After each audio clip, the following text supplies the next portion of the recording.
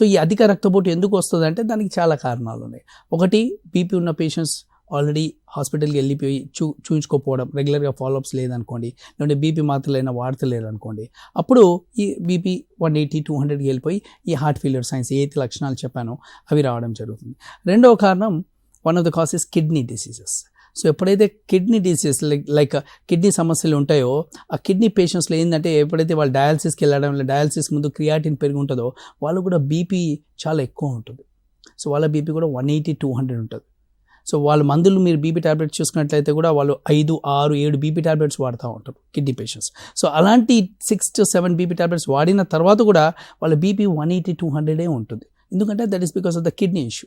So ఆ kidney problem వల్ల ఈ ఊపిరితిత్తులో నీరు జమ అయ్యి పేషెంట్కి మళ్ళీ ఈ హార్ట్ పంపింగ్ వీక్ అయ్యి ఈ హార్ట్ ఫెయిలియర్ లక్షణాలు రావడం జరుగుతుంది.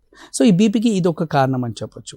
మూడవది, కొన్ని అల్లి జెనెటిక్ కాజెస్ బీపీ ఎక్కువడానికి, అట్లా తరతరాల వేరియస్ కాజెస్ ఉంటాయి బీపీకి. So one of the common causes is high blood pressure. So we call it as accelerated hypertension. So అందుకనే బీపీ ఉన్న పేషెంట్స్ ఖచ్చితంగా ఈ హార్ట్ ఫెయిలియర్కి బారిన పడకుండా ఖచ్చితంగా క్రమం తప్పకుండా మన బీపీని చెక్ చేసుకోవడము, బీపీ మాత్రలు కరెక్ట్గా వాడుతున్నామా లేదా, లేదంటే బీపీ టాబ్లెట్ మనం చేంజ్ చేసుకుంటున్నామా, సరిపోతే ఫిజిషియన్కి మనం కన్సల్ట్ అవుతున్నామా లేదా, లేదంటే దానికి సంబంధించిన బీపీ కంట్రోల్ సంబంధించిన ప్రాథమిక చర్యలు లైక్ ఉప్పు తగ్గడము, లైక్ మన అన్నట్టుగా చాలామంది ఉప్పు ఎక్కువ తీసుకుంటూ ఉంటారు, దానివల్ల కూడా టాబ్లెట్స్ వాడినా కానీ బీపీ కంట్రోల్ ఉండదు. సో ఇవన్నీ కొన్ని కారణాలు మనం ఒకవేళ పరిశోధించుకున్నట్టయితే దాన్ని మన కంట్రోల్లో పెట్టుకుంటే ఈ హార్ట్ ఫెయిల్యూర్ సైన్స్ నుంచి మనం తప్పించుకోవచ్చు.